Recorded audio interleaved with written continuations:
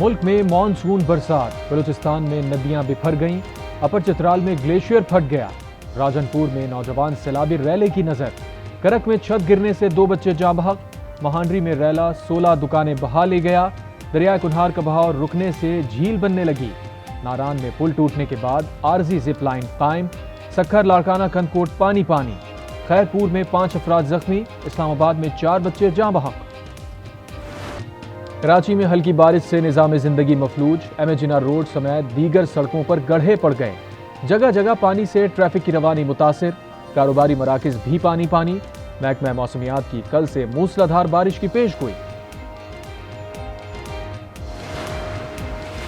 P T I کو relief دینے کے لیے آئین کے کچھ آرٹیکلز کو معطل کرنا ہوگا، مخصوص نشستوں کے کیس میں جسٹس امین الدین خان اور جسٹس نعیم اختر افغان کا اختلافی نوٹ، لکھا سنی اتحاد کونسل نے بطور سیاسی جماعت انتخابات میں حصہ نہیں لیا، پی ٹی آئی موجودہ کیس میں فریق نہیں تھی، مذاکرات اصل طاقت والوں سے ہوں گے، آئین کے دائرے میں بات، چوری شدہ مینڈیٹ واپس کیا جائے، بانی پی ٹی آئی نے 2 شرائط پیش کر دیں، کہا محمود اچکزئی سے سیاسی جماعتوں سے مذاکرات کا کہا تھا، وزیر داخلہ چیئرمین نیب اور جھوٹے افسران پر کیس کریں گے۔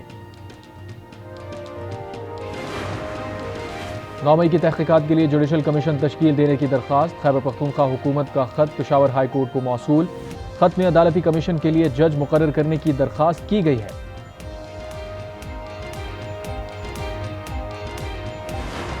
9 مئی کو میں نے جلسہ کیا تھا ڈی خان میں، اس سے پہلے یہ مطالبہ آیا تھا اور میں نے بڑا کلیئرلی کہا تھا کہ ٹھیک ہے میں معافی مانگنے کو تیار ہوں، لیکن پہلے مجھے میری غلطی ثابت کی جائے، لیکن اگر میری غلطی نہیں ہے اور غلطی کسی اور کی ہے تو پھر مجھ سے معافی کون مانگے گا؟ 9 مئی پر معافی مانگنے کو تیار ہیں، پہلے غلطی ثابت کی جائے۔ وزیر اعلیٰ خیبر پختونخوا علی امین گنڈاپور کہتے ہیں ہمارا مینڈیٹ چوری کیا گیا، آئین کو توڑا گیا، آئین کو بار بار توڑنے پر بات ضرور ہونی چاہیے۔ خیبر پختونخوا میں سب سے زیادہ کرپشن ہے، کے پی والے صرف کرسی پر سیاست کرنا چاہتے ہیں، وفاقی وزیر امیر مقام کی تنقید، احسن اقبال بولے یہ دھرنے دینے کا وقت نہیں، سیاسی مظاہروں سے سرمایہ کار بھاگ جائیں گے۔ عاصمہ بخاری کی جعلی ویڈیو اپلوڈ کرنے کا معاملہ، F I A cyber crime wing کا تحریک انصاف کی کارکن فلک جاوید سمیت 6 ملزمان کے خلاف مقدمہ، ٹک ٹاکر محمد شفیق گجرات سے گرفتار۔ ایک زبان، ایک نظام، ایک نصاب ہونا چاہیے، یہ مراحت جو انہیں حاصل ہے یہ مراحت ان کو ختم کرنی پڑیں گی۔ کراچی میں بھی گورنر ہاؤس پہ دھرنے کا آغاز ہو چکا ہے۔ گلے سڑے نظام کے خلاف نکلے ہیں، ایک نظام ایک نصاب پر یقین رکھتے ہیں، حافظ نعیم الرحمان کا دھرنے کے شرکا سے خطاب، کہا مخصوص طبقہ مراعات چھوڑنے کو تیار نہیں، کراچی میں گورنر ہاؤس کے باہر بھی جماعت اسلامی کا دھرنا۔ بحران ہے، وابٹا کا اس میں کوئی خاص کردار ہے ہی نہیں، وابٹا اس وقت بھی مہنگے ترین حالات میں بھی 4 روپے یونٹ کے حساب سے بجلی سپلائی کر رہا ہے۔ بجلی بحران سے تعلق نہیں، فی یونٹ 4 روپے کے حساب سے سپلائی کر رہے ہیں۔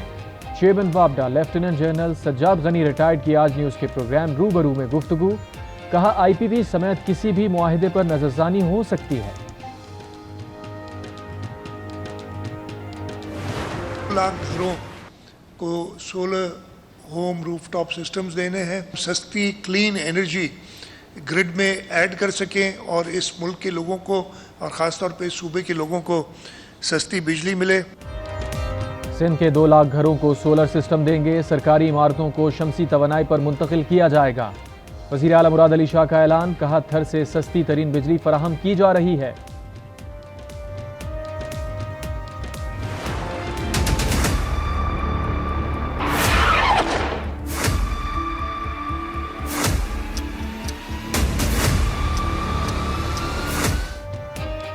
اسماعیل ہنیہ کو شارٹ رینج میزائل سے نشانہ بنایا گیا، پروجیکٹائل میں 7 کلو گرام وار ہیڈ استعمال ہوا، ایرانی فوج کا انکشاف، پاسداران انقلاب کا بدلہ لینے کا بھی اعلان، ترجمان حماس خالد قدومی نے شہادت میں ایران کے ملوث ہونے کی قیاس آرائیاں مسترد کر دی۔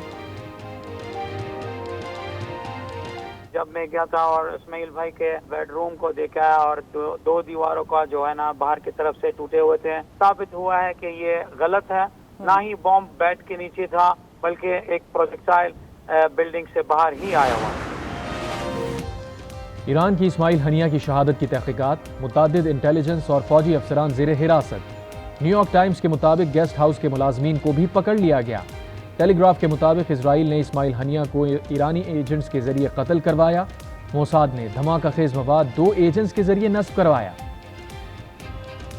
اسرائیل پر ایرانی حملے کا خطرہ، امریکہ کا مزید جنگی طیارے اور بحری جنگی جہاز تعینات کرنے کا اعلان۔ بحری کروز اور تباہ کن جہاز بھی بھیجے جائیں گے۔ انتقام کے حق سے دستبردار نہیں ہوں گے۔ ایران کے نگراں وزیر خارجہ علی باقری نے سیکریٹری جنرل اقوام متحدہ پر واضح کر دیا۔